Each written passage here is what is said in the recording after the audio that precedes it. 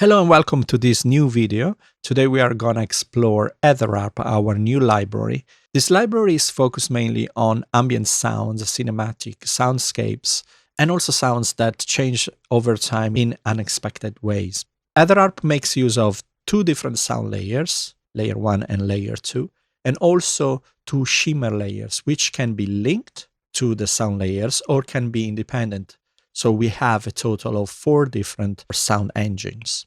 Let's have a look at the graphic interface. We can just explore sound layer 1 because sound layer 2 will be exactly the same. So we have here the menu from which we can choose the samples. We have 30 different multi-samples instruments to choose from. I can change the volume for these samples. I can change the pan. The pan knob is quite interesting because I can reset it to center by clicking while pressing Command or Control on the keyboard. So it resets to 0. But if I press Shift on the keyboard, you see that the pan for sound layer 1 behaves in the opposite way to sound layer 2. So you can put one sound layer to the left while the other one goes to the right. That's quite handy. And then by pressing Shift and Command or Control for Windows and just clicking, you can reset both at the same time. The sound goes through a pre-convolver distortion, which is a light distortion that it's very useful to apply before the sound is affected by the convolution effect over here. One thing to be said is that this sample can be also loaded to the shimmer layer when the link button is on. So if I press now link and then I choose a sample on sound layer 1, say scene 3, the same sample will be loaded on the shimmer layer 1. This allows to achieve effects like the real shimmer reverbs when one layer is set to the normal pitch and the other layer is set to +12 or +24 or even 36 semitones. When the link button is off, then the shimmer layer will be totally independent. So we can choose a different sound here and have 2 different sounds, one for the sound layer and one for the shimmer layer. As I said, after the pre-convolver distortion, the sound goes through the convolution effect. We have 10 different categories which represent different types of input responses. And then we can choose the desired impulse response in this menu over here. We can also choose the impulse response by using the plus and minus signs over here.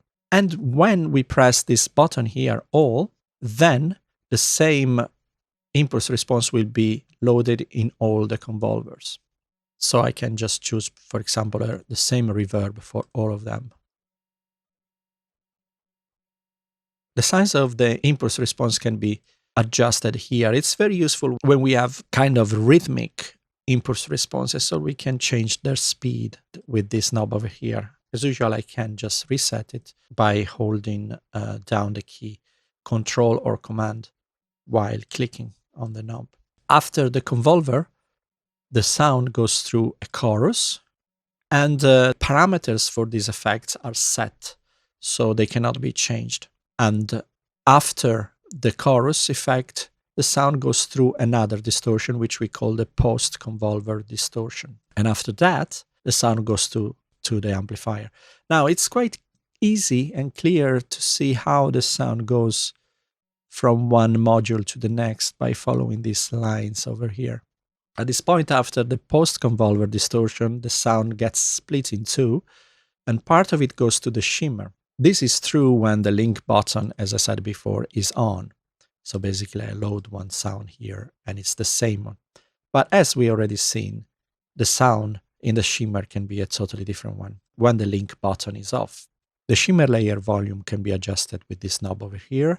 I can adjust the pan, and for this pan knob, we have the same behavior that we've seen before for this pan knob of the sound layer here. So basically, if I press Shift on the keyboard, you will see that the shimmer layer 2 pans is behaving in the opposite way. I can Command click and Shift, and both pans will reset to 0. One thing that is not present in the sound layer, but is present in the shimmer layer is the pitch control. So as I said before, we can load the same sound on the sound layer and in the shimmer layer, but the shimmer layer can be transposed the pitch knob is quite difficult to get to the desired value. That's the nature of Kontakt's knobs. But if I keep Shift key pressed and then kind of reach a number closer to the desired one, like I want to get to 24, I just go around 20, and then by pressing Shift, AetherArp will set the value to 24. So if we want to go to 12, I just go very close to 12 by keeping Shift press, and it will set it automatically. Of course, this is true for values that are multiples of 12. When I press Command or Control and click on the knob, it will reset to 0. After I've chosen my sample, I can choose the convolution, type, and impulse response for the shimmer layer. And similarly to what we've seen before for the sound layer, the shimmer layer has 10 categories, which are the same ones. And then I can choose what impulse response I need. The size of the impulse response can be set over here. And then when I Command or Control click, it will be reset to factory position. After the convolver effect, the sound goes through a chorus and a distortion, which, similarly to what we've seen before, have parameters that cannot be changed. And then the sound goes through the amplifier. But the main part of AetherArp is the cloud arpeggiator, because that's the engine that allows to create evolving soundscapes. All the samples are always affected heavily by the convolvers. And that's why the cloud arpeggiator can allow us to create these ever-changing moods and soundscapes, because we are using the arpeggiator not as a mean to create fast arpeggiations, but to create sound events that are changing over time. Also because all the parameters of this cloud arpeggiator can be randomized. So the main switch of the arpeggiator is this one over here. It looks like a play button. And when we click on it, the cloud arpeggiator will set itself to the latest mode that was used. In fact, you see the mode now changes to on. But we have different other modes. We have the hold mode, which allow us to take our hands off the keyboard and let the arpeggiator keep on doing its thing. And then hold and add, which adds each new note to the older note plates. So when I press my switch over here again, now it sets it to the latest mode that was the hold mode. Can I switch it off? Then we have the usual suspects here, the rate, which is the speed in bars divisions, the number of octaves. So basically arpeggiator will create new notes which are up to 6 octaves above or 6 octaves below the played note. Then I can add the percentage of swing. And this is the direction and the kind of movement that arpeggiator we created. This is kind of all usual stuff usually. The duration of each note and how many times each note can be repeated, up to 5. The steps of the arpeggiator, how many steps we can have, up to 32 steps. We have these 4 buttons here, which can randomize all these parameters. So basically we can have a random rate. And when your arpeggiator is on, you can see that the rate is changing over time. The speed at which this randomization happen can be set over here. So if this one is at the maximum speed, you see that it changes really like a maniac. Let's put it back to 1. I can randomize the order of the notes. Or I can randomize the octave numbers. Or I can randomize the number of repeats for each note.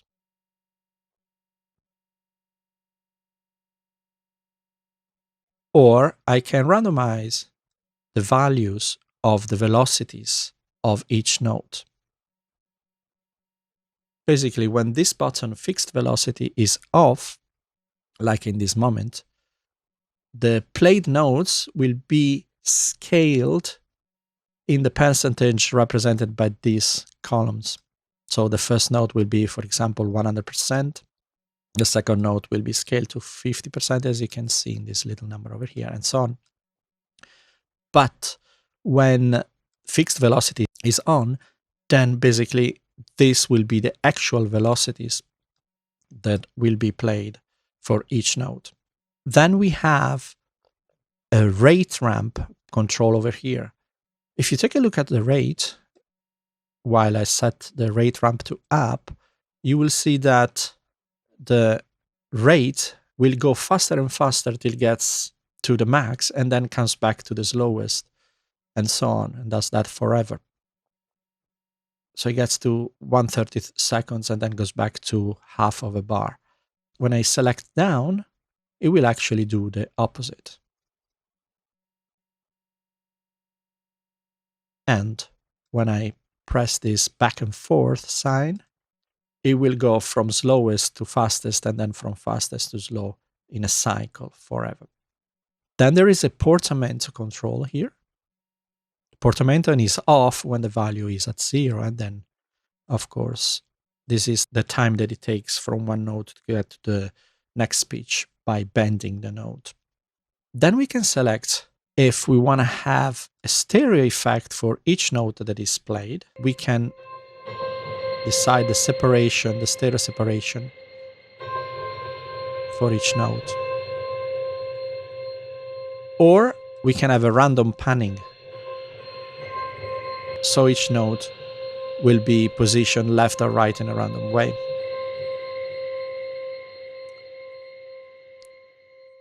Then we have master effects.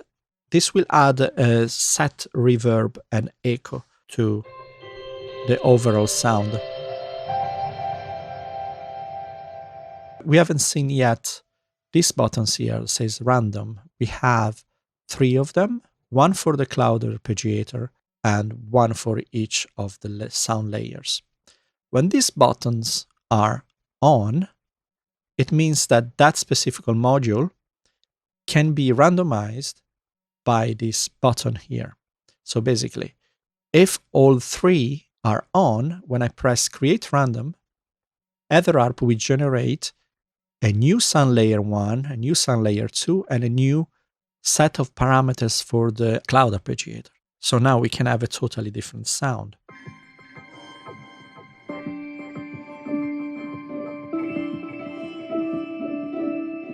I can press it again and have a totally different sound.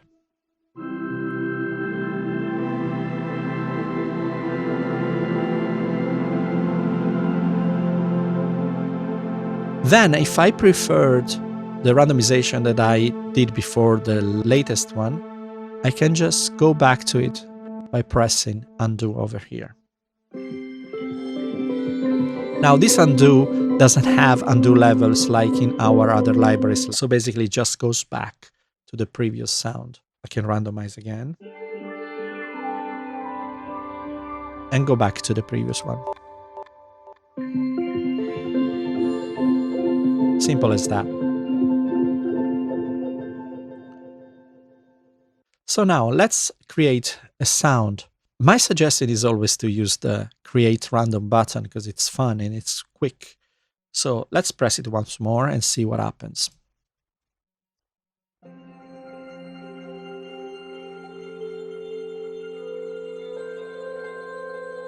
Now this sound is not making use of the arpeggiator, so it can be just played like a normal keyboard patch.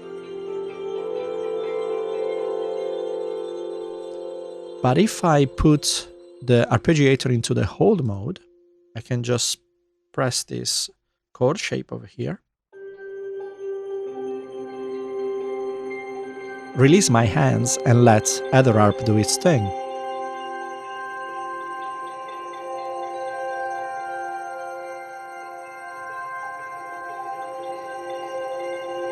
Now, since I am in hold mode, I can just select another chord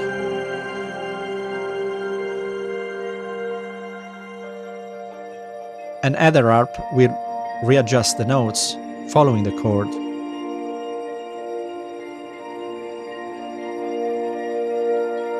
But you see how this sound is keeping on changing. And that's because, as you can see over here, the rate is changing the octaves are changing. I can also randomize the repeat. In this way, everything is really randomizing. Also the velocities.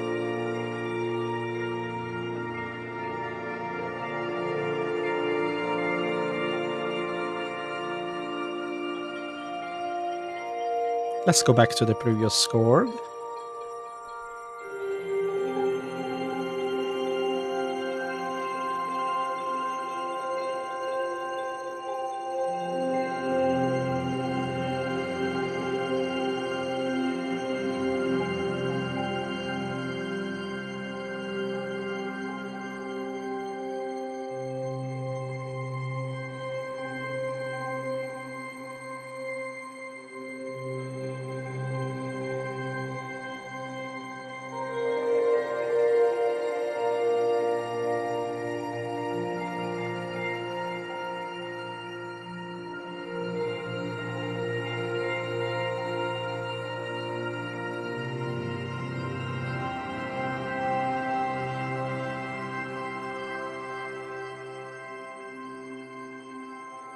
Or I can experiment with the rate ramp.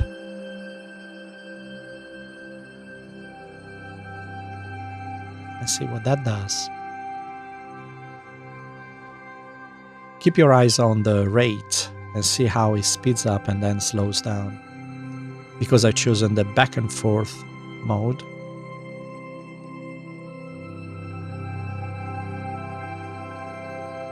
And you can see graphically the notes that are played over here. We have the keyboard split in two. This is the left side of the keyboard, and this is the right side of the keyboard.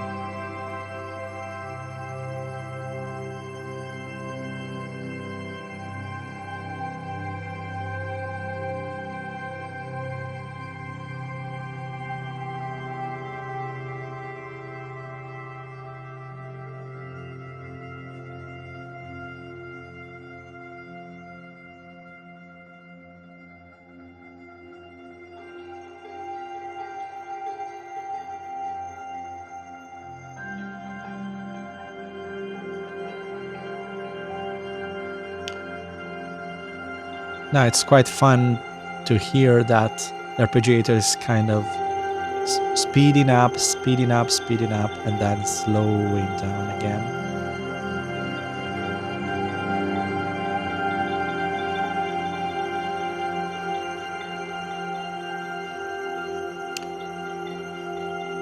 Let's use the random panning button here.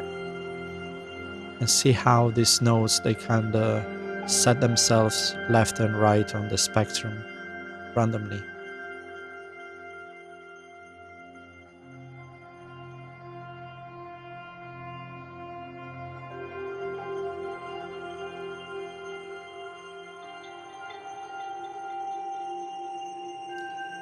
You can select different sounds while this is going actually.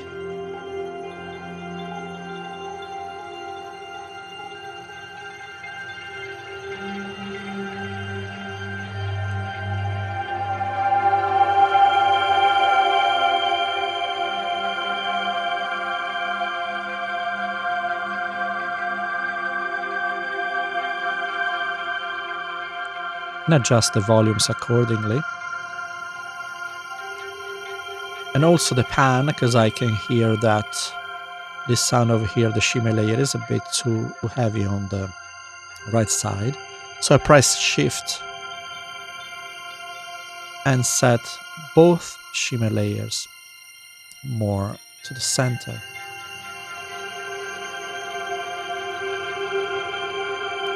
Shimmer layer 1 is quite soft, so I'm gonna raise it a bit.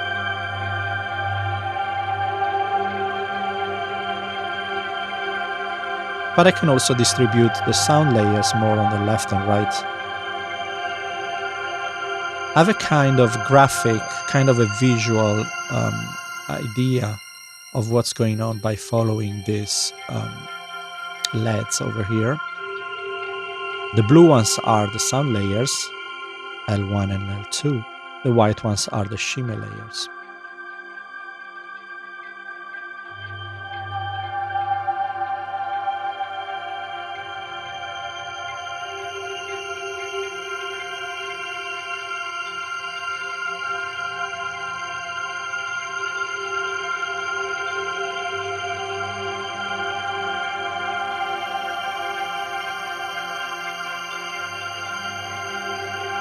I can stop the whole thing by changing the mode or just by clicking on this. And now I can create a totally different sound by pressing create random over here. Let's see what we have now.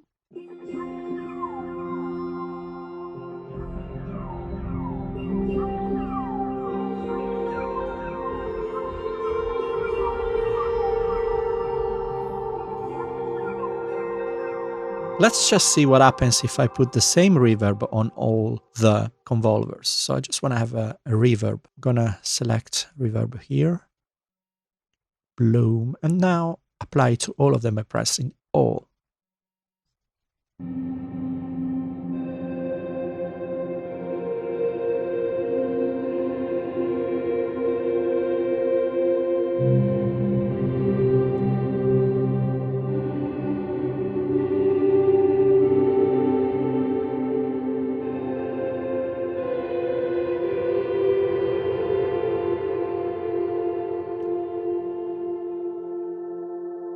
And now let's switch the cloud arpeggiator on.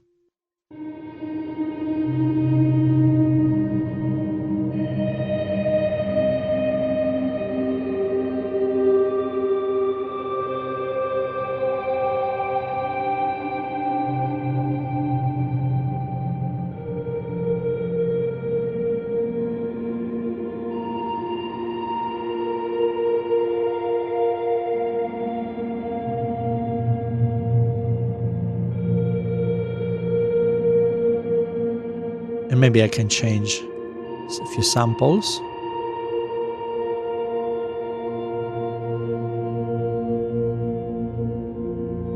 When we select the same sample on the two sound layers, AetherArp will not let us do so. So for example, if I want to select synth 1 also on sound layer 2,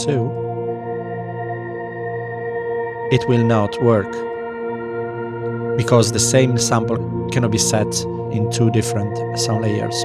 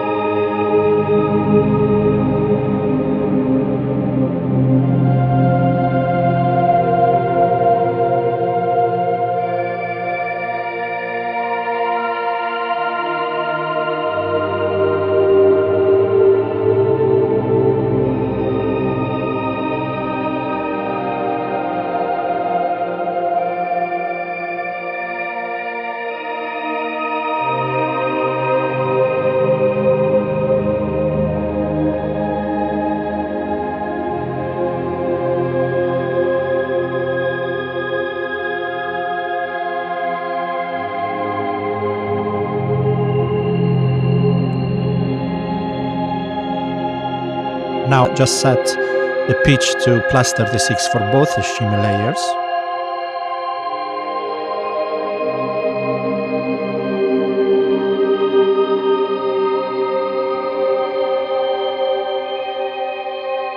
And I can change the rate. I can randomize it now.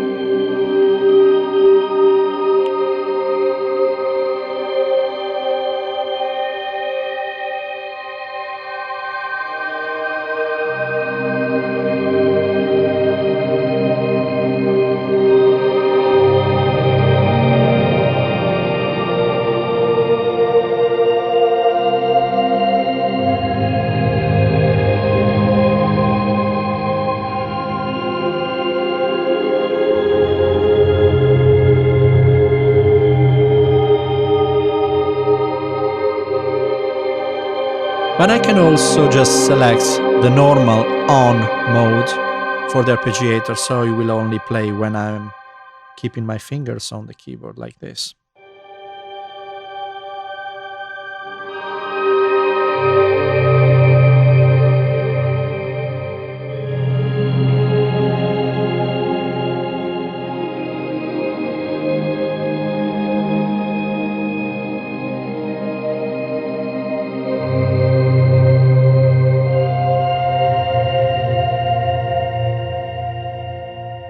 Let's randomize again.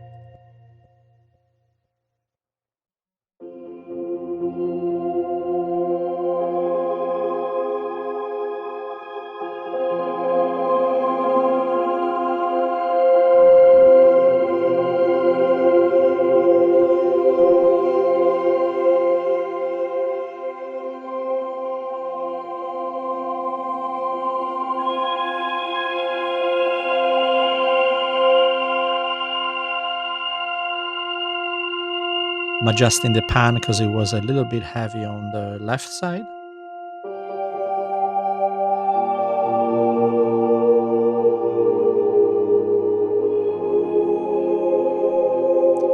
And let's randomize again.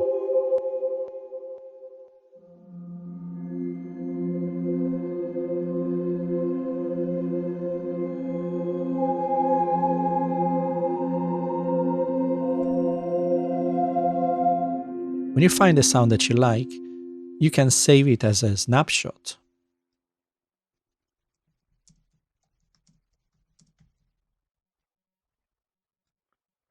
And so you can recall it anytime you need to.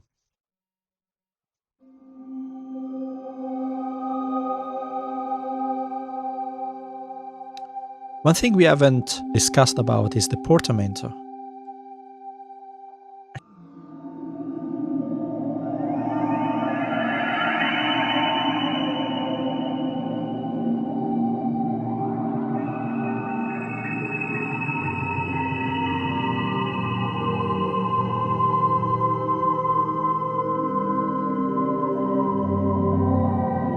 It can be quite subtle at lower values.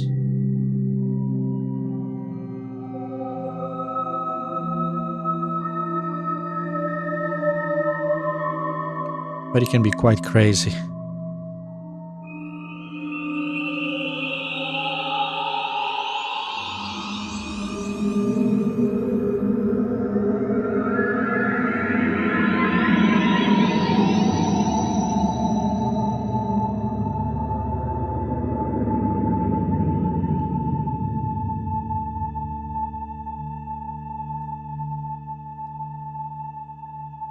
Now we have a lot of snapshots. We have affected. The affected snapshots make use of distortions and chorus and portamento.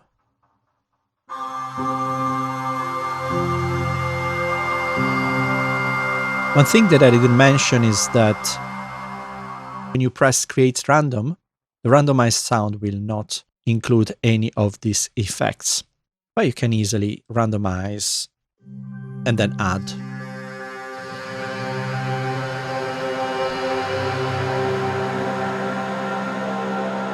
That's because the distortion and the chorus and portamento always create this kind of over the edge kind of sounds, and we wanted to make sure that when you press create random, you achieve sounds that are more usable often than not. We have also affected sounds that make use of the arpeggiator.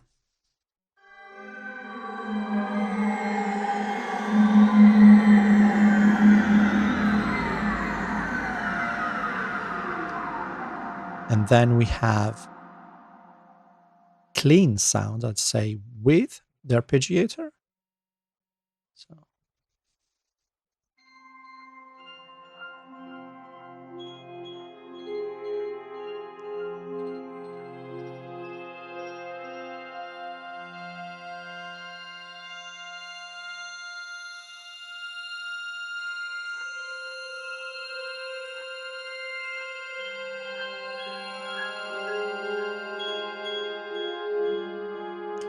And snapshots that don't make use of the cloud arpeggiator.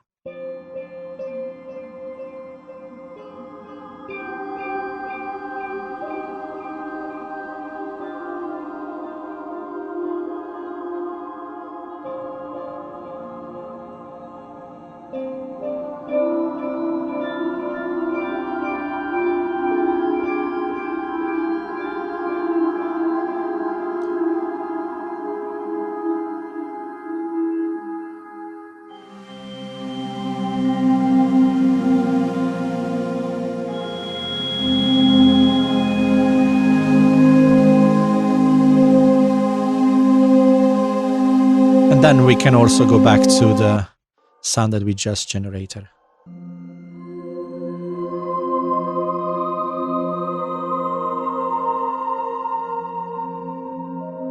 One last thing, you can reset the cloud arpeggiator values by pressing this button over here, and so they will go to the factory default values.